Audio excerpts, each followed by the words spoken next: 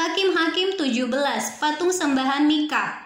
Ada seorang dari pegunungan Efraim, Mika namanya. Berkatalah ia kepada ibunya, uang perak yang 1.100 itu yang diambil orang daripadamu, dan yang karena itu kau ucapkan kutuk, aku sendiri mendengar ucapanmu itu. Memang uang itu ada padaku, akulah yang mengambilnya. Lalu kata ibunya, diberkatilah kiranya anakku oleh Tuhan. Sesudah itu dikembalikannya lah uang perak yang 1.100 itu kepada ibunya. Tetapi ibunya berkata, Hakim-Hakim 17, patung sembahan Mika. Ada seorang dari pegunungan Efraim, Mika namanya. Berkatalah ia kepada ibunya, uang perak yang 1.100 itu yang diambil orang daripadamu, dan yang karena itu kau ucapkan kutuk, aku sendiri mendengar ucapanmu itu. Memang uang itu ada padaku, akulah yang mengambilnya.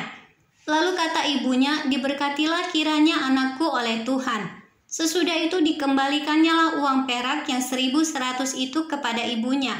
Tetapi ibunya berkata, aku mau menguduskan uang itu bagi Tuhan. Aku menyerahkannya untuk anakku, supaya dibuat patung pahatan dan patung tuangan daripada uang itu. Maka sekarang uang itu kukembalikan kepadamu. Tetapi orang itu mengembalikan uang itu kepada ibunya. Lalu perempuan itu mengambil 200 uang perak dan memberikannya kepada tukang perak, yang membuat patung pahatan dan patung tuangan daripada uang itu. Lalu patung itu ditaruh di rumah Mika. Mika itu mempunyai kuil, dibuatnya efod dan terafim, ditahbiskannya salah seorang anaknya laki-laki yang menjadi imamnya. Pada zaman itu tidak ada raja di antara orang Israel.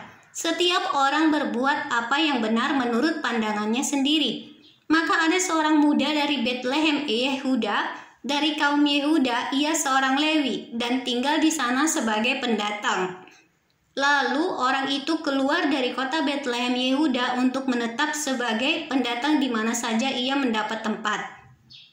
Dan dalam perjalanannya itu sampailah ia ke pegunungan Efraim di rumah Mika. Bertanyalah Mika kepadanya, engkau dari mana? Jawabnya kepadanya, aku orang Lewi dari Betlehem Yehuda, dan aku pergi untuk menetap sebagai pendatang di mana saja aku mendapat tempat.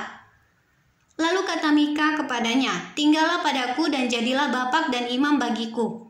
Maka setiap tahun aku akan memberikan kepadamu 10 uang perak, sepasang pakaian serta makananmu. Orang Lewi itu setuju untuk tinggal padanya, maka orang muda itu menjadi seperti salah seorang anaknya sendiri. Mika mentahbiskan orang Lewi itu, orang muda itu sebagai imamnya, dan diam di rumah Mika. Lalu kata Mika, sekarang tahulah aku bahwa Tuhan akan berbuat baik kepadaku, karena ada seorang Lewi menjadi imamku.